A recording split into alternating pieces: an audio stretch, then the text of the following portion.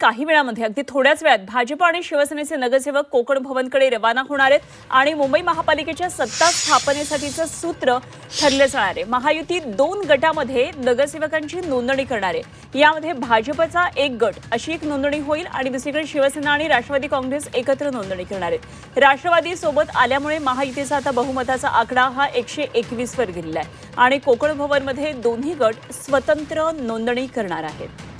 त्यामुळे आज मुंबई महापालिका महापौर पदाच्या दृष्टीने अत्यंत महत्त्वाच्या या सगळ्या घडामोडी घडणार आहेत। आपण पाहतोय मुंबई महापालिकेमध्ये भाजप नगरसेवकांची ही एक महत्त्वाची बैठक झाली आहे। गटनेते पदाची निवड याच ठिकाणी गणेश खनकर यांची झालेली आहे आणि आता कोकण भवनकडे जाऊन गट नोंदणी होणार आहे आणि यासाठीची जी सगळी औपचारिक प्रक्रिया कोकण भवनमध्ये होणार आहे। तर शिवसेना राष्ट्रवादी अशा प्रकारे एक दुसरा गट नोंदला जाणार आहे आणि दोन्ही मिळून बहुमताचा आकडा गाठला जाणार आहे। तर मुंबईमध्ये सत्ता स्थापनेचे हे सगळं सूत्र आता